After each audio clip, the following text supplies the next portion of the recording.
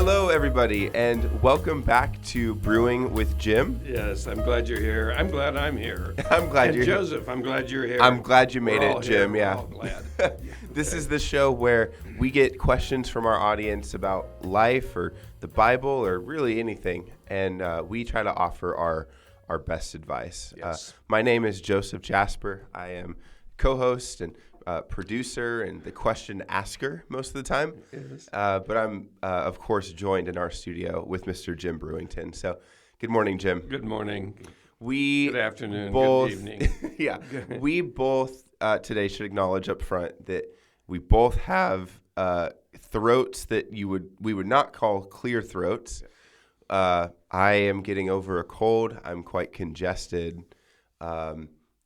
I will not be performing my role in Figaro tonight. Good. No, I don't think you should. I would not recommend that. No. So anyway, Audience, please bear with us. yeah, pardon our voices. We sound a little bit different today, but all the great content that you've come to expect will still be here. Hopefully, Here it is. we'll see. Our question today, Jim, as we have questions that get submitted to us. Yes. The question that we are addressing today is this.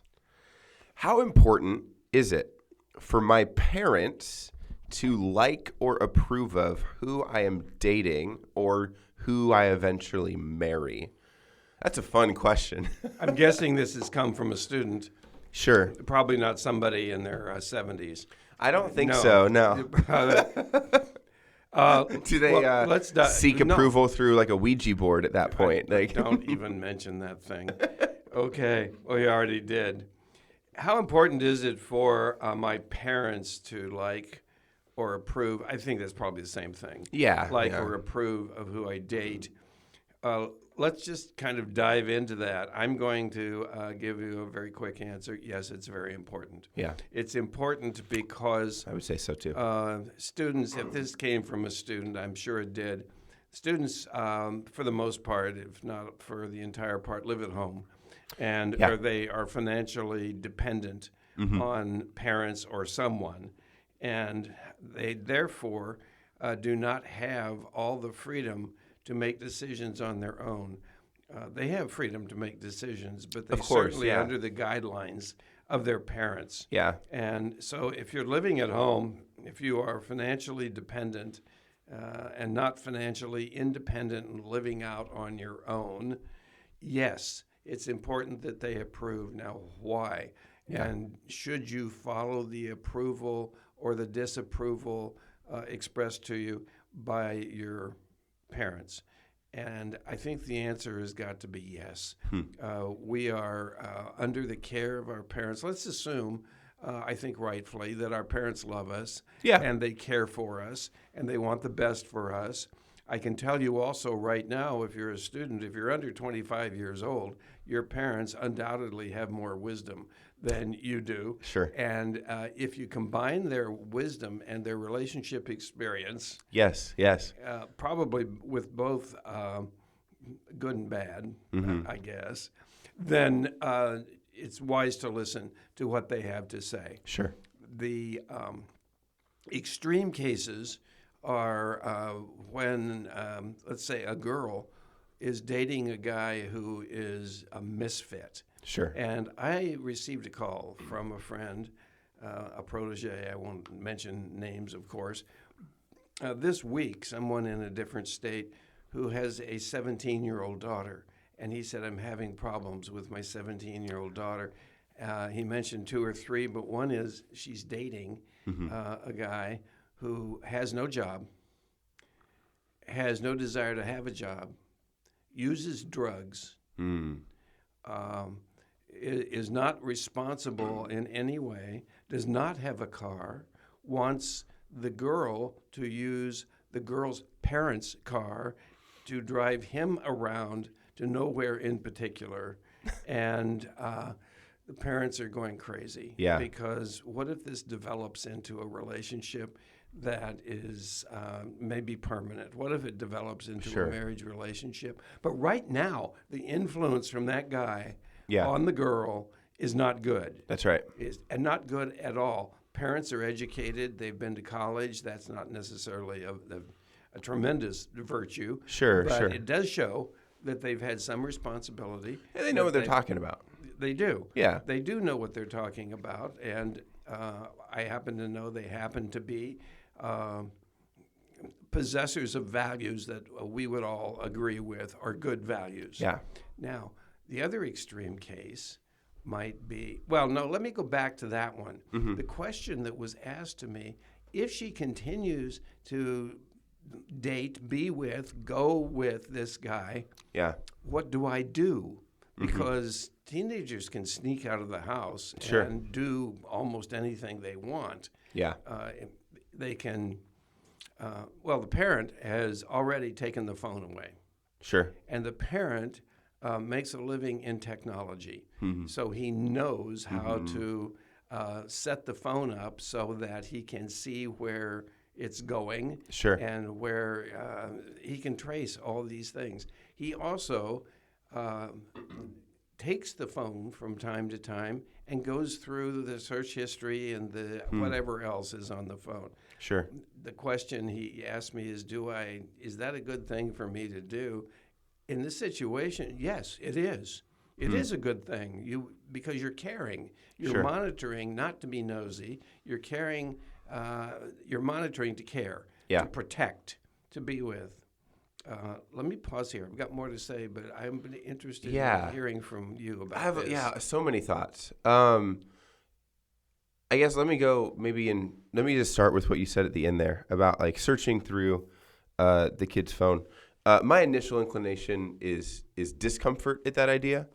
But I'm also not the parent of a teenager, so I don't want to pretend that I would never do that. My inclination is that I wouldn't do that, but I don't want to say that I would never do that. That's a thing that I think my inclination would fall upon. Like, okay, trust is important, communication is important between you and your kid. It is. Well, the trust has to be earned. For sure. And it can be destroyed quickly. Yeah. And in this particular situation, the trust has been destroyed because the phone was used for immoral purposes. Sure. And so if that's the history, then yes, I'm going to. Then I completely agree. I agree. will just take the phone away then from I you completely completely. agree.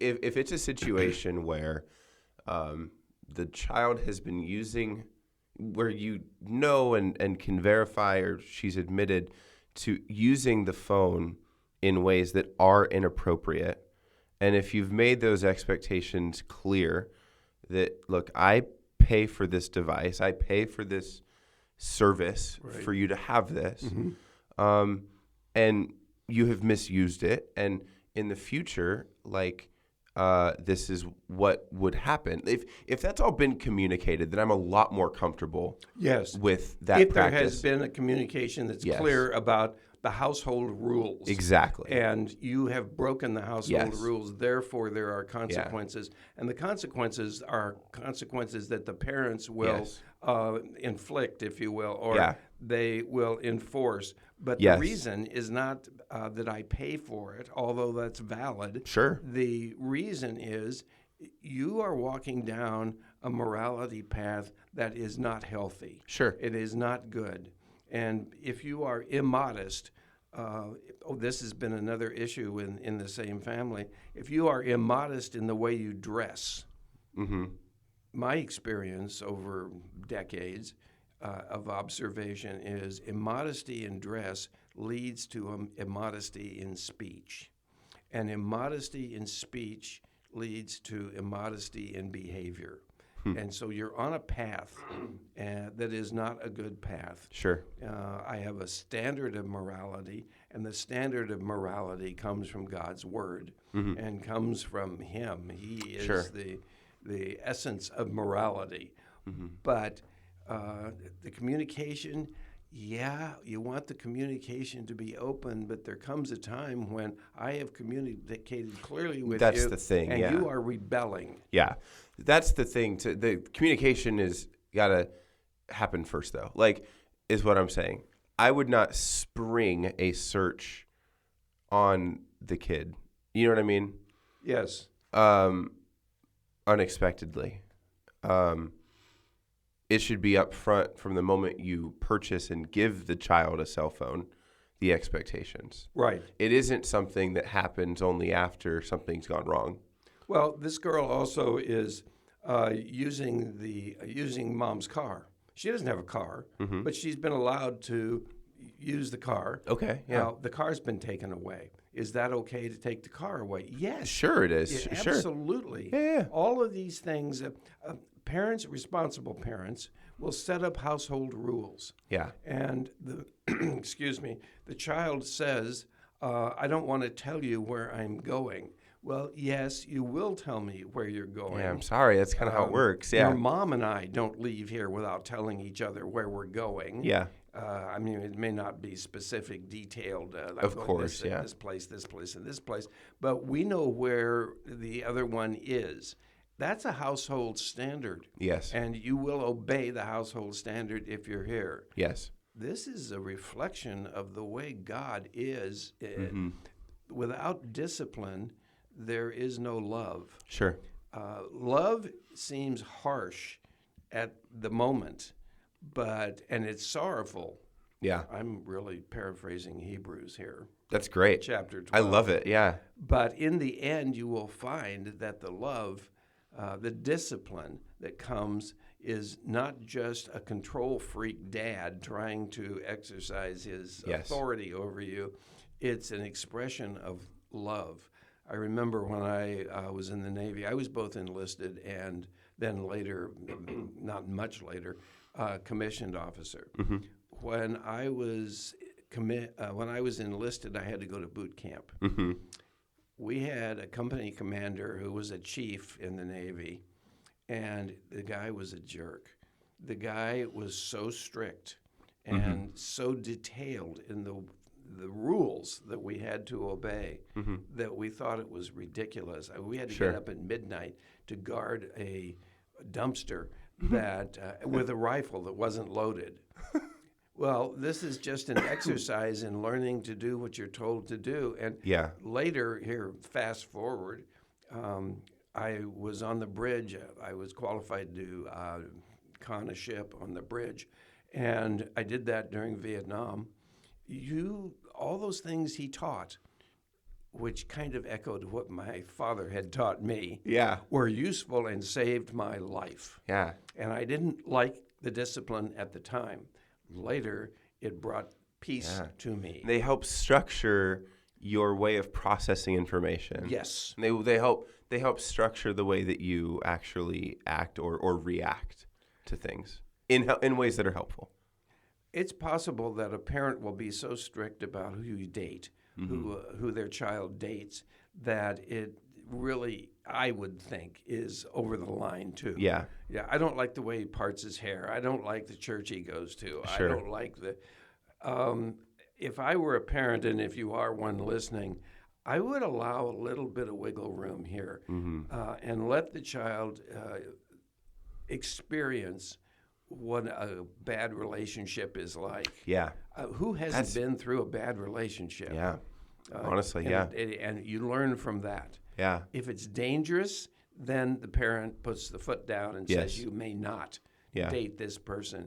If it's iffy, and the parent can foresee that I think this is going to be right on the line for you, sweetheart. Yeah. Then maybe not put the foot down, but allow the child to experience for herself or himself, if he's a son. And this applies to them too. Of course. I keep thinking about daughters, though. They're the ones who may be more vulnerable. Yeah, in some ways. I'm not sure I'm right about that. In some ways. I think that there's a difference, and I think that each will present. And then every kid is going to be different, too. Every individual person this is all going to be case by case. Yeah. I would not broadcast that this is exactly the way of course. that you parent in this particular area. Yeah. You know your child. Yeah. You may know or suspect you know parts of the person your child is dating. Yeah. And then you use the guidelines there. You know the maturity level, the social maturity level That's the of thing. your child. Just exactly what I was just going to say.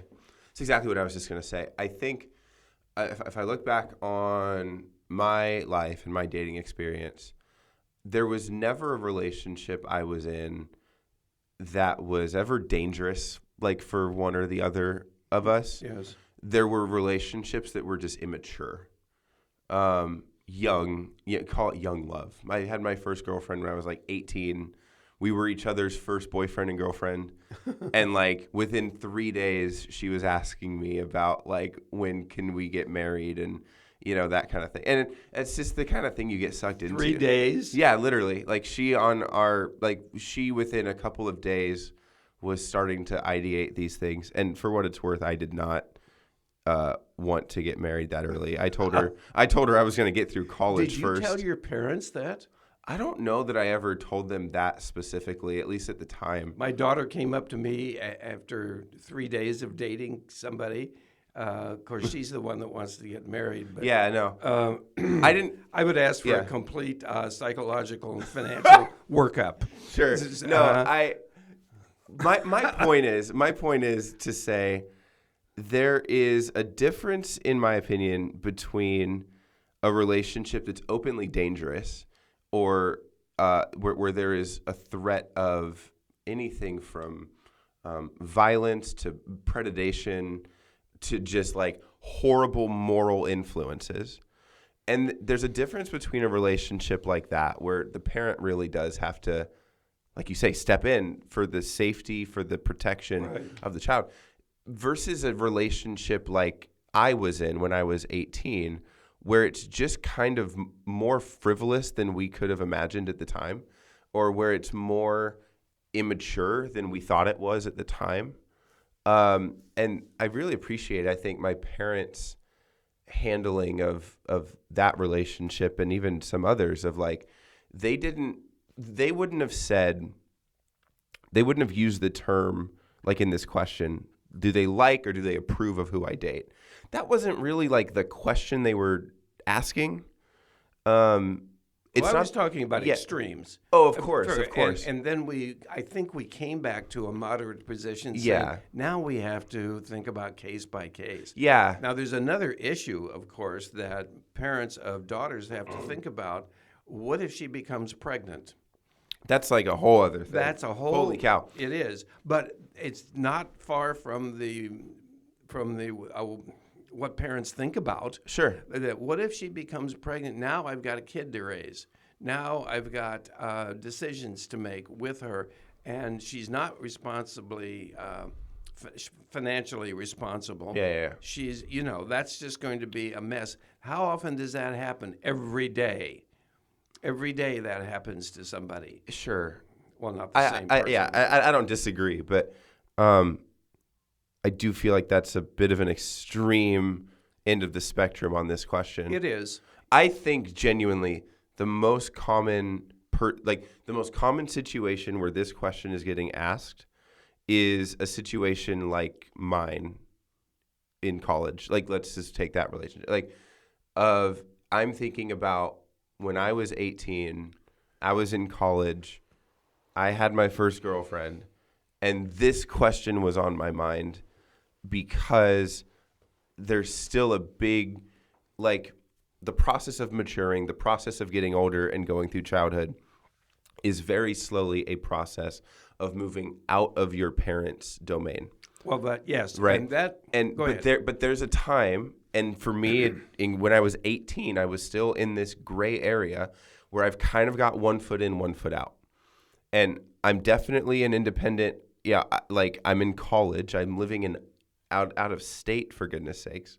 I'm making a lot of my own decisions. I am making my own money, but it had not been more than a year since I was living at home and in high school, and very much under my parents' domain. Well, let's talk for just a minute about that situation. Here now the child is financially independent and not living in the household. Yeah. I would say that they are no longer subject to the rules of the household. They're not Definitely. even in the household. Definitely. However, the parents are still going to have a value system and judgment that is superior to the child. Absolutely. And so the child should listen to the parent. Absolutely. And the important thing for me at the time, and still today, is I have a great relationship with my parents. I really do. Yes. And there was always a sense of I not wanting to disappoint them, you know? There was always a feeling in my head of like, whoever I marry, I'm going to like take home to and like live around my family, and like we're all going to be together and like happy and stuff, like, you know what I mean? So like that never left the back of my mind. And so even if there isn't this domain and this subjection of values and decisions Right. upon my life, I'm still living according to, like, I would like to not disappoint them. You know what I mean? Right. And I want whoever I date or marry to be approved by them in like a familial and in a relational sense. Because they would be joining my family. Well, yes. Being disappointed, not wanting to disappoint parents, I think is legitimate. Yeah. I would say a higher value is I recognize that my parents have better judgment than I do. Sure. Now, the problem with that, I told my sons, both of them, your judgment is not developed yet. Yes. So if I were you, I would use somebody else's judgment, like mine. And the problem with that scenario, that situation, is they don't have enough judgment to know they should use somebody else's judgment. Yeah. And so... And the truth is, you know, I'm thinking of myself at 18. I would know, I think conceptually, my parents are more experienced than I. They're smarter than I am. They would have a better sense of being able to contextualize all these feelings that I have. But I like her. I'm not going to just hand over control of this relationship to my parents and say, Mom, what would you do in this? Dad, what should I do here? When we talk, I can tell her anything. Yeah. You can tell a bartender anything. Yeah. You can, or a cab driver. Now we have ChatGPT for that. And now we have, is that, I guess so. Yeah.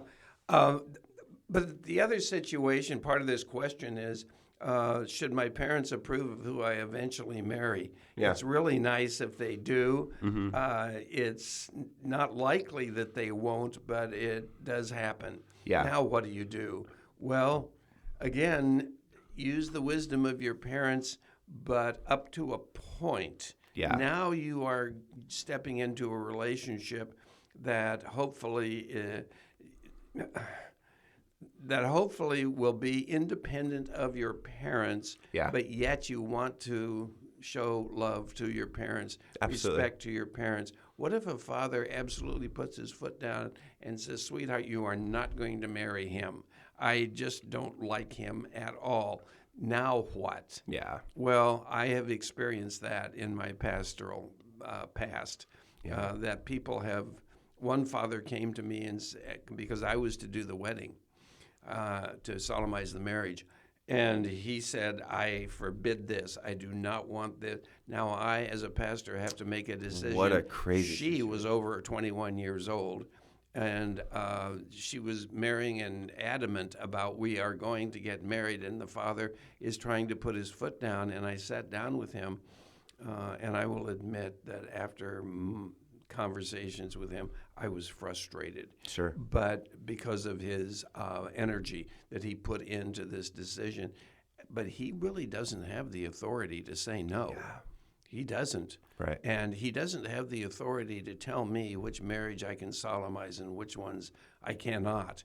The church does that. God's word does that. So that's a different situation. Hopefully it's rare. Yeah. Hopefully it's rare. Absolutely. Yeah. So I think that's about what I've got. That's on good. This one. No, I think we've addressed a lot of different. I think I want to leave off on one small thing, too, which probably goes without saying. But I would caution a parent from, like being so against a relationship, or so against a person that your son or daughter is dating, that it interferes or that it cuts off your relationship with the son or the daughter. Yes, that is an issue. And there's a balance between, I think, expressing maybe some discomfort or maybe having some questions. But being able to express those to your child, whether it's confidentially or not, in such a way that doesn't drive your child away. Yes. To say, okay, mom and dad, if you don't approve of him or her, like, I just gotta go. You know what I mean? Because what you don't want is to lose your kid. Like, you don't want to a lose your relationship. kid. If the child is still at home, the child's not imprisoned or incarcerated in the house. Of course they not. do go out sometimes. Yeah. They're going to school or going to work, and we really don't have control over our children when they are out there. Yeah. We can trace electronic devices and that kind of thing, but we really don't know what's going on out there, nor should we. Yeah. Yeah. I guess all I'm trying to say is if it is inevitable that my child will be in a relationship that I think is unwise or just immature or unhealthy, I would still rather keep a connection with my child than not. Yes. That's all I'm trying to say. But we are the parents first and not necessarily the friend. 100%. But I think that part of love is friendship. Yeah. There is a friendship, but it's not going to be defined the same as a school friend or a work friend Totally. or some other relationships. The friendship Totally. has so much variety, excuse me, Yeah. in it that it needs to have some flexibility in the way it's I love that. regarded. I think it's a great place to conclude Let's do. that question. So much more that could go there, but just for the sake of time, let's hop to our second question. The second segment on Brewing with Jim, we call the Surprise Jim segment. It's a question that Jim does not know ahead of time. So it's always meant to just provoke some fun banter or discussion. It's always kind of fun. It is. That's the point. And hopefully it feels fun to you. Excuse me again. Here's the question for this week. Jim, how many times in your life have you done jury duty? And do you have any interesting stories from jury duty experience? The answer is I have never done jury duty. I have What? never been on a jury. I have been summoned Okay, yes. for jury duty. And then during voir dire, they decide who wants to be on the jury or not who wants. Who is able? Who the defense attorney and the prosecuting attorney will allow That's right. to be on the jury. They can, anyway, get into all of that. I've always kind of wanted to be on a jury, and I was very close once, but it was decided by one of the attorneys or the judge that I could be dismissed, and then I was.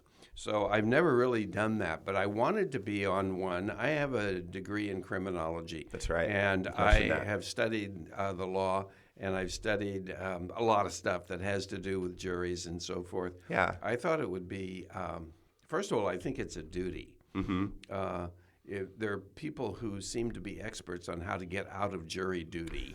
Sure. And I can tell you how do you get out of jury duty. You tell them that you have irritable bowel syndrome, and you'll be on the freeway before they call the next person. That's how you get out.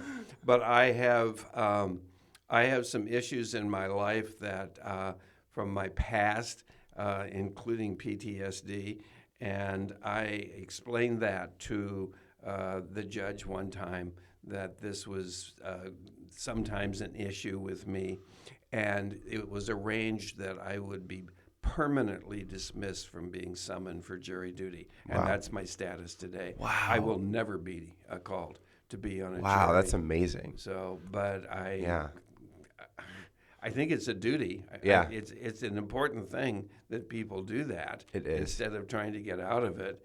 I think I haven't answered the fun part of your question. No, that's fine. That's totally fine.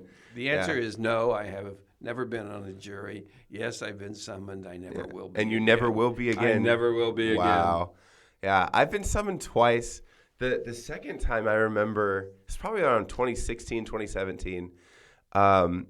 You go there, you get summoned, you sit in the waiting room all day, basically, until they call you. They call your group, right? And I forget what the release time was. If it was maybe like 5 o'clock or something. And so I get there at 8 or 9, whenever I was due, and I'm reading a book all day. Right. And at like 4:50 p.m., this clerk comes in and is like, we just need we need everybody. We need there's whatever. So we all go in literally by the time we're getting into the courtroom. It's like 5:00. It's like, I thought I would be on the road now. And they had this case, I believe it was like a violent breaking and entering kind of burglary, that kind of thing. And the judge said that this is estimated to be maybe a 3 to 4 week case. Oh my gosh. 5 days a week, of course. Whoa. Right? And so he was just burning through jurors that could not make it. You know what I mean? Could not do that for that length of time. Exactly. Right. And so he was just like, can you, and like, no. So I was in that group that like, no, I can't miss 4 weeks of school. I'm thinking of my perspective. My old school did not cover for jury duty, and I couldn't miss 4 weeks of school. My classes, my students couldn't do that. That had to be a complicated case. Yeah. And so I eventually, of course, was dismissed and everything was fine. I got out of there maybe a half hour later than I wanted to. But that was that's the only experience I've really ever had with jury duty, and the closest I've ever been on, I guess, being a juror. Well, it's an experience I will never have. Sure, exactly. So that. There's that. There we go. Okay. Thank you all for listening. Yes. We want to wrap up, as always, by inviting you to let us know your questions or your stories. We have an email address set up that is brewingwithjim@gmail.com. We check that all the time. And if you have a question you want to ask us, or if you have a story, or you want to invite us to get to know you or hear from you, please email us. Just let us know. Again, that is brewingwithjim@gmail.com. We would love to hear from you. So with that, everyone, thank you for listening once again. Yes, thank you.